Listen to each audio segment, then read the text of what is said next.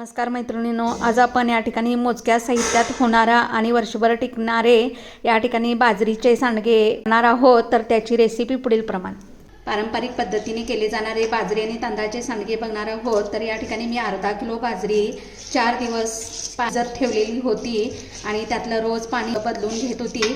तर 4 दिवसात ही बाजरी आपली अतिशय छान या ठिकाणी भिजलेली आहे. तुम्ही बघू शकता, हातावर दाबली तरी त्याचे कण बारीक चुरा होतो. त्यानंतर ह्या अर्धा किलो बाजरीसाठी मी या ठिकाणी 1-1.5 वाटी तांदूळ घेतलेला आहे, पावशर तांदूळ घेतलेला आहे या ठिकाणी. आणि हे दोन्ही आपण आता मिक्सरला वाटून घेणार आहोत. आपण याचे सांडगे करणार आहोत. तर आपण हे मिक्सरच्या भांड्यात घालून याची पेस्ट करून घेऊया. तर येथे तुम्ही बघू शकता, मी अर्धे तांदूळ आणि अर्धे बाजरी या ठिकाणी मिक्सरच्या भांड्यात घालून पेस्ट करून घेतलेली आहे, गाळून घेत आहे. खाली बघा तुम्ही, या ठिकाणी खाली आपला चीक पडत आहे. तांदूळ आणि बाजरीचा चीक काढून झालेला आहे. आता मी हे रात्रभर असंच झाकून ठेवणार आहे आणि उद्या सकाळी याचे सांडगे करणार आहे. बाजरी आणि तांदूळ बारीक करून घेतलेले होते. तुम्ही बघू शकता, इथंपर्यंतच आपला हा चीक आहे. तर एवढंच पाणी मी या ठिकाणी गॅसवर जाडबुडाच्या पातेल्यात उकळायला ठेवलेलं आहे. चवीनुसार मीठ घालत आहे, असा पापडखार घालत आहे.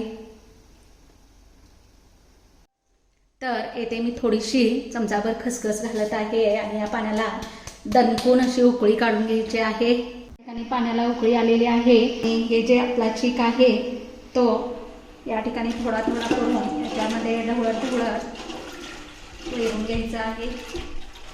येथे तुम्ही बघू शकता, आपले बाजरीचे पीठ या ठिकाणी शिजून तयार झालेलं आहे.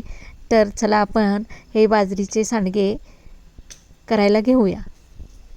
येथे मी या ताटात पीठ घेतलेलं आहे. ते पीठ असं बोटावरती ओढून असे सांडगे तोडायचे आहेत.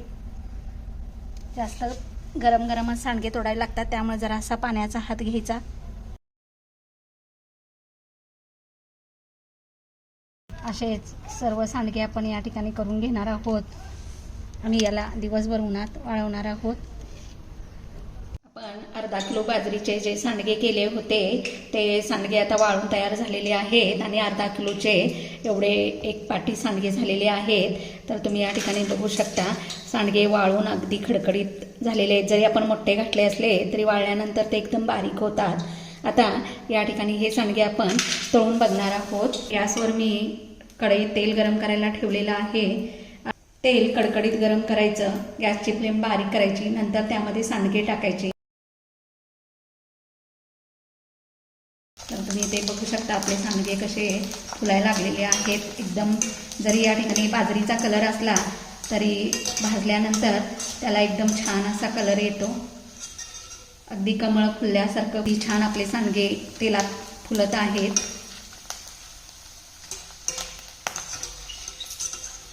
इथे तुम्ही बघू शकता, किती सुंदर असे आपले बाजरीचे सांडगे तयार झालेले आहेत. अगदी तळल्यानंतर सुद्धा एकदम कुरकुरीत आणि मस्त असे सांडगे तयार झालेले आहेत. अजिबात तेल राहिलेलं नाही.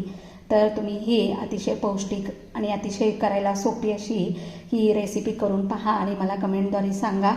आणि माझ्या चॅनलला लाईक आणि सबस्क्राईब करायला विसरू नका.